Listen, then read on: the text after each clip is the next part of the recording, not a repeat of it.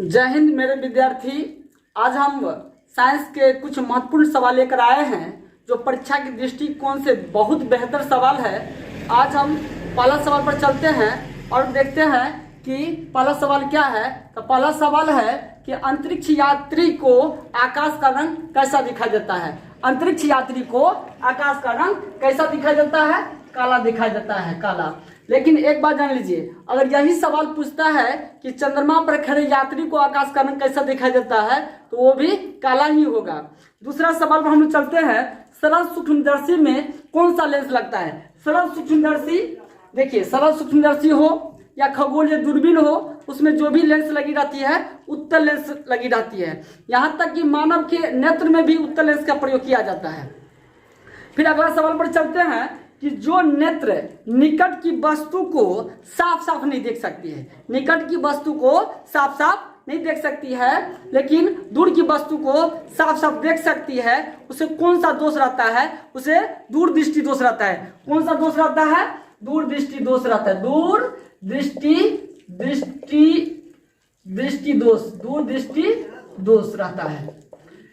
दूरदृष्टि दोष को सुधारने के लिए किस लेंस का हम लोग प्रयोग करते हैं? उत्तल लेंस का प्रयोग करते हैं। उत्तल लेंस का प्रयोग करते हैं। फिर अगला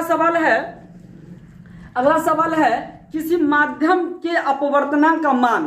तो किसी माध्यम में अपवर्तनांक का मान अगर पूछे तो साइन आई बट्टा साइन आर होता है। साइन आई बट्टा साइन आर। दूसरा, फिर अगला सवाल है स्पेक्ट्रम। स्पेक्ट्रम में किस रंग का झुकाव सबसे अधिक होता है? पहला सवाल। दूसरा सवाल है कि स्पेक्ट्रम में किस रंग का झुकाव सबसे कम होता है, अर्थात ऊपर होता है। जिसका झुकाव सबसे ज्यादा वो नीचे, जिसका झुकाव सबसे कम होता है वह ऊपर होता है। तो सबसे अधिक झुकाव जो होता है वह बैगनी का होता है। बैगनी का होता है। और सबसे कम झुकाव किसका होता है? लाल का होता है। लाल का कम झुकाव होता है इसलिए सबसे ऊपर होता है।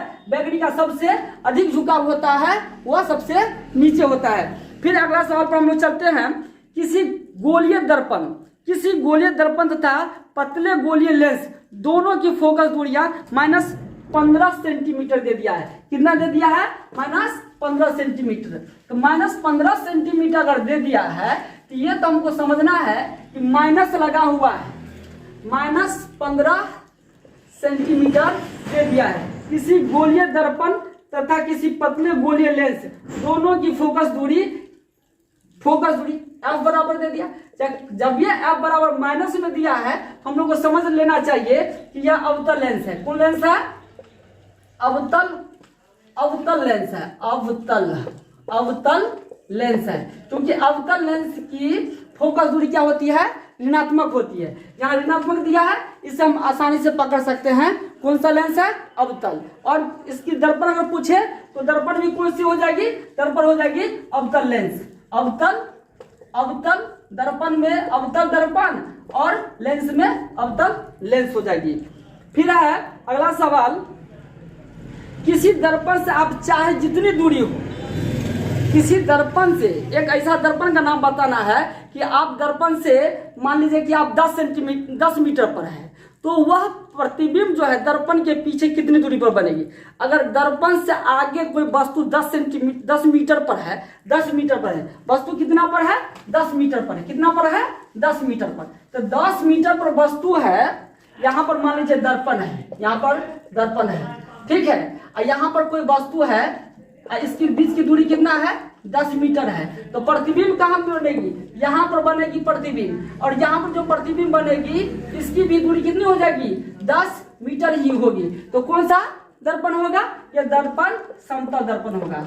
समतल दर्पण होगा। समतल दर्पण में प्रतिबिंब कैसा बनता है? आभासी बनता है। कैसा बनता है? आभासी बनता है, सीधा बनता है, वस्तु के बराबर बनता है। वस्तु के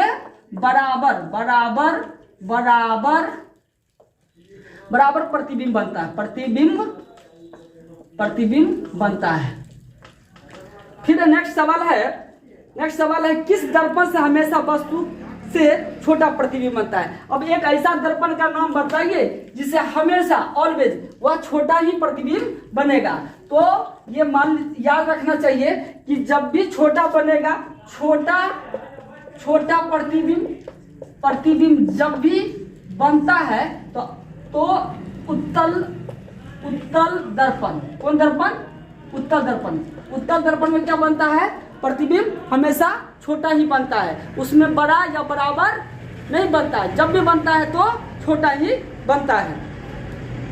कहता किस उपकरण में धन और ऋण का चिन्ह नहीं होती? वाह!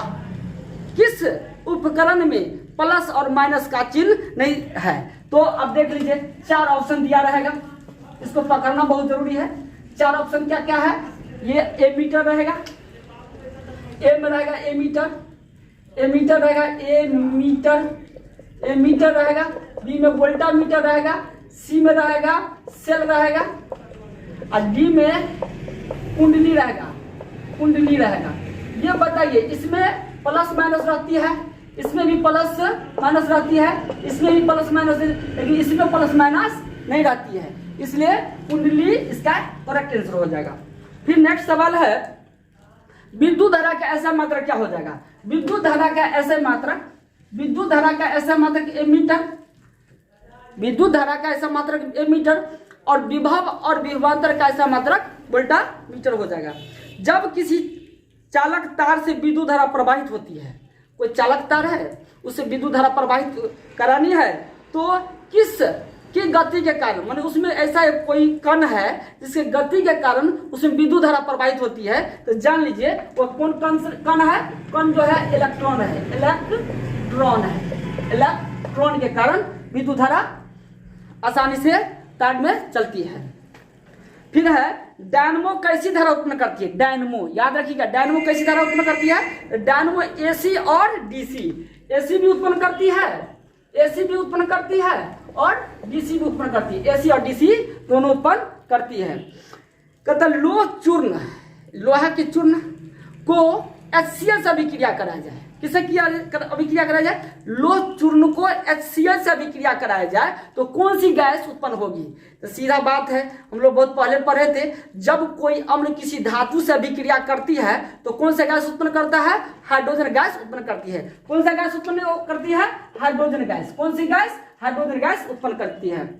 कहता साग सब्जी, कहता है कि साग सब्जी का विघटित होकर कंपोस्ट खाद अगर हम बनाते हैं, कंपोस्ट खाद बनाते हैं, तो कंपोस्ट खाद जो बनाते हैं उसमें जो अभिक्रिया होती है उसमें क्षेपीय अभिक्रिया होती है कि उसमें शोषी अभिक्रिया होती है? जब भी कोई पदार्थ को वायु की अनुपस्थिति में अपघटित करेंगे तो निश्चित रूप से उष्मा निकलेगी, और जब उष्मा निकलेगी तो उष्मा क्षेपी अभिक्रिया, कौन सी अभिक्रिया? उष्मा क्षेपी अभिक्रिया। फिर है कि HCl अम्ल का pH मान 4 है। HCl मान ले कि HCl अम्ल का pH मान कितना है? 4 है। कितना है? 4। pH मान कितना दे दिया? 4 दे दिया है। सवाल पूछ दिया कि उस विलयन का मोलरिटी कितनी होगी, तो अगर दे दिए कि मोलरिटी ज्ञात करना हो ना तो बिल्कुल 100 से क्या दे दीजिए? भाग दे दीजिए। इसका आंसर कितना हो जाएगा? 4 में 100 से भाग दीजिएगा तो यहाँ पर हो जाएगा 4, यहाँ पर होगा 0, यहाँ पर दशमलव, यहाँ पर ये हो जाएगा इसका मोलरिटी। क्षारक विलयन का pH मान 7 से, क्षारक विलयन का pH मान क्या होगा? 7 से कम होगा तो अम्ल, 7 से अधिक होगा तो क्षार, और 7 हो जाएगा तो क्या हो जाएगा? उदासीन हो जाएगा। उदासीन का उदाहरण क्या है? जल है। हम लोग जो पानी पीते हैं उसका pH मान कितना होता है? 7 होता है। जब कली चूना का सूत्र क्या होता है? कली चूना का सूत्र क्या होता है? कली चूना का सूत्र मेरे विद्यार्थी ध्यान से सुनना, CaO, कली चूना CaO into OH whole twice, ये होगा भाखरा चूना। और ये देख लीजिए CO3, इसका नाम है चूना पत्थर। ठीक है। सवाल है, कली चूना को पानी के साथ मिलाएंगे, पानी के साथ मिलाएंगे तो क्या बनेगा, ये बनेगा कैल्शियम हाइड्रोक्साइड माने भाखड़ा चूना। क्या बनेगा, भाखड़ा चूना बनेगा। जब कैल्शियम ऑक्साइड को कली चूना है, कली चूना, इसको कली चूना कहते हैं। क्या कहते हैं, कली चूना। तो कली चूना को CaO को जल के साथ मिलाएंगे तो क्या बना देगा, कैल्शियम हाइड्रोक्साइड बना देगा। क्या बना देगा, कैल्शियम हाइड्रोक्साइड बना देगा। फिर सवाल है कि कार्बोनिक अम्ल कैसा है। कार्बोनिक अम्ल तो है लेकिन प्रबल अम्ल है कि कमजोर अम्ल है, तो यह क्षीण माने कमजोर अम्ल है। फिर है प्लास्टर ऑफ पेरिस का जमना, बड़ा अच्छा सवाल है। प्लास्टर ऑफ पेरिस का जमना, तो प्लास्टर ऑफ पेरिस का सूत्र देख लेते हैं पहले। क्या है प्लास्टर ऑफ पेरिस का सूत्र, तो plaster of Paris CaSO4 × 1/2H2O, ये बनता है जिप्सम से। किससे बनता है, जिप्सम से। जब जिप्सम को 120 डिग्री C पर सावधानी पूर्वक क्या करते हैं, सावधानी पूर्वक गर्म करते हैं तो क्या बनता है, प्लास्टर ऑफ पेरिस का निर्माण होता है। ये प्लास्टर पेरिस जो होती है इसका बहुत सारा कार्य है। क्या क्या कार्य बता देते हैं, शॉर्टकट में बता देते हैं। एक तो होता है शल्य चिकित्सा में, अगर रोगी को पैर हाथ टूट गया तो प्लास्टर करने में होती है। अब क्या है, घर में आप प्लास्टर कर सकते हैं प्लास्टर ऑफ पेरिस से। उसके बाद क्या है, मूर्ति जो निर्माण होती है, रंग बिरंग की जो मूर्ति निर्माण होती है वो प्लास्टर ऑफ पेरिस की भी बनाई जाती है। फिर है तो ये जमना कहता है, सवाल है प्लास्टर ऑफ पेरिस का जमना किसका कारण है, तो निर्जलीकरण का। किसका है, निर्जलीकरण। किसका कारण है, निर्जलीकरण। वृक्क माने किडनी। वृक्क के क्रियात्मक एवं संरचनात्मक इकाई को क्या कहते हैं, वृक्क के क्रियात्मक एवं संरचनात्मक इकाई को क्या कहते हैं, इसका क्या है, नेफ्रॉन। किसका है, नेफ्रॉन। वृक्क के क्रियात्मक एवं संरचनात्मक इकाई को क्या कहते हैं, नेफ्रॉन कहते हैं। फिर एक सवाल और है, तंत्रिका तंत्र के क्रियात्मक एवं संरचनात्मक इकाई को क्या कहते हैं, इसको कहते हैं न्यूरॉन। याद रखिएगा, न्यूरॉन और नेफ्रॉन में अंतर है। विद्यार्थी कंफ्यूजन में न्यूरॉन और नेफ्रॉन में कंफ्यूजन करता होता है। तो न्यूरॉन का फोटो तार का पेड़ जैसे नीचे पतला सा रहेगा, ऊपर में एकदम पूरा बिखरा हुआ रहेगा जैसे तार का पत्ता रहता है। और नेफ्रॉन का जो होता है पाइप की जैसे होता है, एक पेड़ की उल्टा दो, पाइप जैसा लगा दो, ऊपर में जो होती है अंतिम में ग्लोमेरुलस फिल्ट्रेशन आता है, ऊपर में रहता है। तो उसका फोटो इसमें के फोटो, दोनों के फोटो में काफी अंतर है। तो फिर हम अगले वीडियो में कुछ ऐसे सवाल लेकर आएंगे। ठीक है, जय हिंद।